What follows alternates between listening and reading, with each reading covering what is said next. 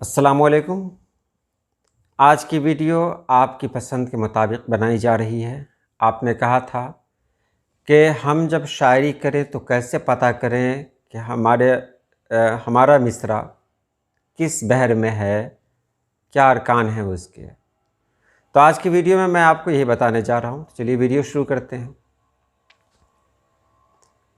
सबसे पहले तो मैं यही कहूँगा कि अगर आप वाकई शायर हैं और शायरी करना चाहते हैं तो बहर के चक्कर में ना पड़ें, क्योंकि आज भी ऐसे सैकड़ों शोरा मिलेंगे जिनको बहर के बारे में पता नहीं है, लेकिन वो बेहतरीन शायरी करते हैं। उनके शायरी में कोई नुक्स नहीं है। और अगर नुक्स की ही बात करें, अयूब की ही बात करें, तो ऐसा कोई शायर गुजरा ही नहीं जिसकी शायरी में अयूब ना हो, चाहे कोई भी हो, चाहे जितने बड़े शायर हों। तो शायरी हमारा जो काम है वो हम करें, और ये कह देना है कि मतलब हमारी शायरी में कोई कमी नहीं होगी, ये बहुत बड़ी भूल है।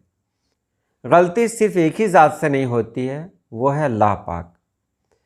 खालिक से गलती नहीं होती है, मखलूक से गलती होती है। और हम मखलूक हैं, हम कुछ भी करेंगे हमारी इसमें गलतियाँ निकलेंगी ही। बहरहाल मैं यही कहना चाह रहा हूँ कि अगर आप शायरी करते हैं और आपको पता करना है कि आपकी शायरी है वो किस रुकन में है, वो सही जा रही है कि नहीं जा रही है, उसके लिए आपको यही करना है कि आप गुनगुनाएं। मिसाल के तौर पर मैं गुनगुना के आपको बताता हूँ, कुछ गा के बताता हूँ। तेरे इश्क की इंतहा चाहता हूँ, मेरी सादगी देख क्या चाहता हूँ। ये तो मैंने गा दिया। अब इसको देखना है कि ये कहाँ से गया, मतलब इसके अरकान क्या हुए। तो यहाँ पे देखिए, तेरे इश्क, आपको ध्यान देना है कि पहले जब आप कुछ गा रहे हैं या कुछ लिख रहे हैं, उसमें कम से कम आप 5 हरूफ को शामिल करें। 5 हरूफ को देखें कि 5 हरूफ से कौन सा रुकन बन रहा है। अगर 5 ना हो तब 6 शामिल करें, 4 शामिल करें, 3 तक रहें। लेकिन शुरुआत जब आप करें तो 5 हरूफ से करें। तो यहाँ देखिए, तेरे इश्क की इंतहा चाहता हूँ, मेरी सादगी देख क्या चाहता हूँ। ये अल्लामा इक़बाल की तख्लीक़ है। यहाँ देखिए, तेरे इश्क फ़ऊलुन क़की इन फ़ऊलुन तिहा चाह फ़ऊलुन हताहूँ फ़ऊलुन। बहुत आसान है। तेरे इश्क की इंतहा चाहता हूँ, फ़ऊलुन फ़ऊलुन फ़ऊलुन फ़ऊलुन। तो इस तरह निकल सकता है। रुकन की बात करें, अब आप कहिए कि फिर बहर के बारे में, बहर का नाम क्या है। तो बहर के नाम में जाने की ज़रूरत ही नहीं है आपको। अगर आप बहर के नाम में जाते हैं तो वहाँ बहुत बड़ी परेशानी हो जाती है आपके लिए। आपको तो रुकन भी जानना ज़रूरी नहीं है। अगर शायरी करते हैं तो बुनियादी तौर पर आपको ये जान लेना ज़रूरी है कि आप जो कुछ कह रहे हैं, आप जो कुछ लिख रहे हैं, वो स्केल में है कि नहीं। तो स्केल में जाने के लिए आपको रुकन की ज़रूरत होती है। रुकन पे आप जाएं। एक साहब ने कल सवाल किया था, वो ये था कि बहरे वाफिर के बारे में कुछ बताएं। तो बहरे वाफिर के बारे में मैं आपको बता दूं कि ये एक ऐसी बहर है जिसमें बहुत ज़्यादा कलाम कहे गए हैं, बहुत ज़्यादा। लेकिन इसकी जो बहर होती है, इसके जो अरकान होते हैं वो बहुत मुश्किल होते हैं। मफ़ाइलतुन मफ़ाइलतुन मफ़ाइलतुन मफ़ाइलतुन, ये बहर वाफिर में ये मफ़ाइलतुन। अब इसमें हमारे यहाँ जो कलाम मिलते हैं, उस कलाम में एक नात पाक बहुत मशहूर है, वो मैं आपको बता दे रहा हूँ गुनगुना के, और आप देखेंगे इस पर सेट कर रहा है कि नहीं कर रहा है। ज़मीनो ज़मां तुम्हारे लिए मकीनों मकान, तुम्हारे लिए चुनीनो चुना, तुम्हारे लिए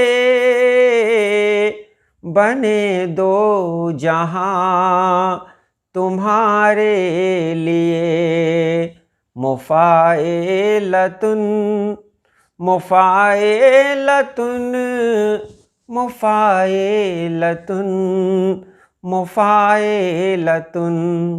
तो इस तरह आपको गुनगुनाना आना चाहिए। अगर आप गुनगुना सकते हैं तो आप बेहतरीन शायरी कर सकते हैं। अगर आप गुनगुना नहीं रहे तो फिर आपकी शायरी नहीं हो पाएगी, क्योंकि बेस इसका यही है। और एक आदमी ने एक साहब ने यह सवाल किया कि कुछ भी लिखेंगे वो तो किसी न किसी रुकन में आ ही जाएगा। जी हाँ, आ जाएगा। कुत्ता जा रहा है, अगर इसकी भी तख्ती करें तो तख्ती हो जाए, लेकिन इसका मतलब ये नहीं कि कुत्ता जा रहा है इसको हम नज़्म में शामिल कर लें। देखिए, नज़्म जो है, नज़्म का मतलब होता है, अरूज़ का मतलब ही है कि जिसमें नगमगी हो, जिसमें गनायत हो, जिसको गाया जा सके। हिंदी में कहें तो जिसमें सुर हो, जिसमें ताल बैठ सके, तब उसको मतलब उरूज़ के दायरे में लाते हैं। नहीं तो ऐसे ही कुछ नहीं। आजकल कुछ ऐसे शुरा हैं जो पता नहीं क्या क्या लिख देते हैं और पढ़ देते हैं। पढ़ने के बाद सुनने वाला बेचारा उसके मानी में न खोकर उसके उसका जो अंदाज़ है उस अंदाज में खो जाता है, लिखने के अंदाज में खो जाता है कि आखिर इसने कह क्या दिया, किस तरह कहा।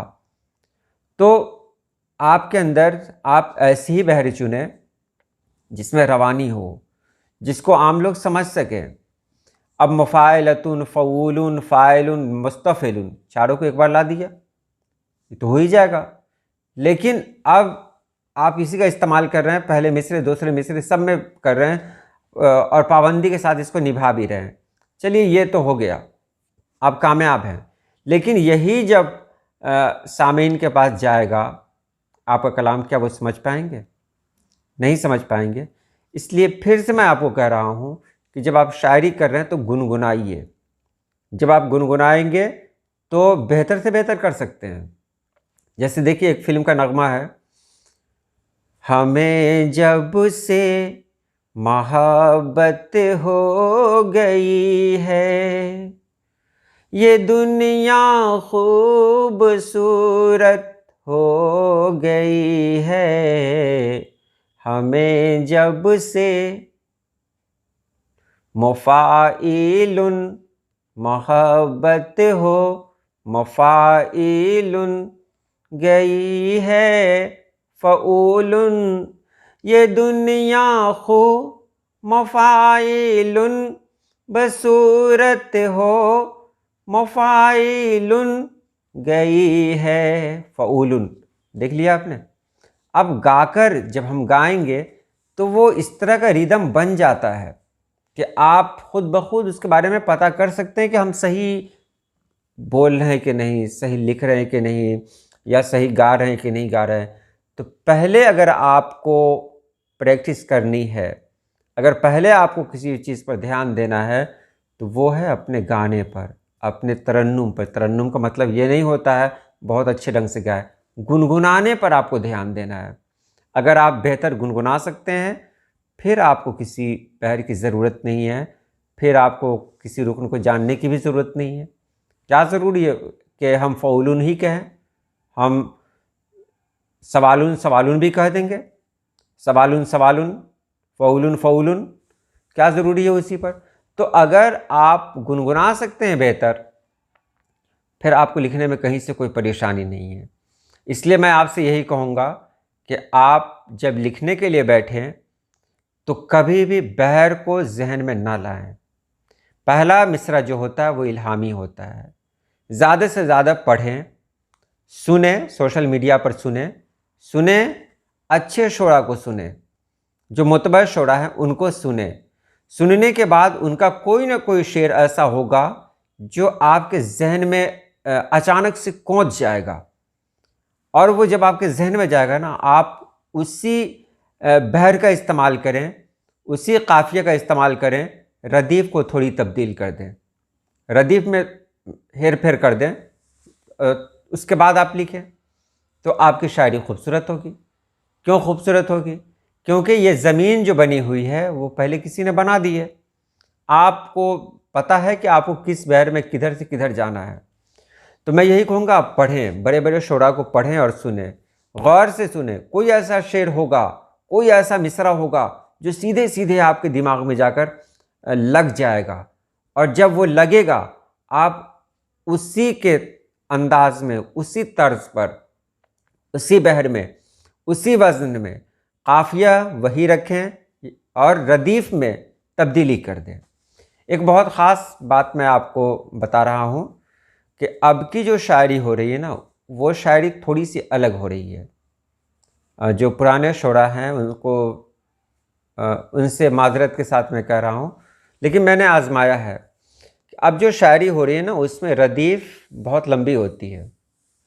मैंने भी इसका बहुत इस्तेमाल किया है।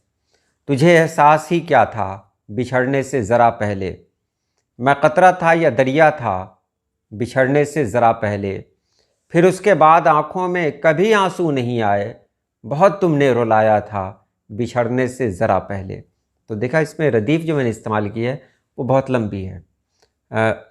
और भी बहुत सारी मेरी जो गज़लें होती हैं, मैं कोशिश करता हूँ कि उसकी रदीफ़ थोड़ी लंबी हो, क्योंकि अच्छा लगता है, उसमें सुनने वाले को भी अच्छा लगता है कि मैंने जो पूछा हाल, कहा ठीक ही तो है, मुझको भी सुन के ऐसा लगा ठीक ही तो है, और मुझको किसी चिराग से उल्फत नहीं रही, चलने लगी है तेज़ हवा, ठीक ही तो है।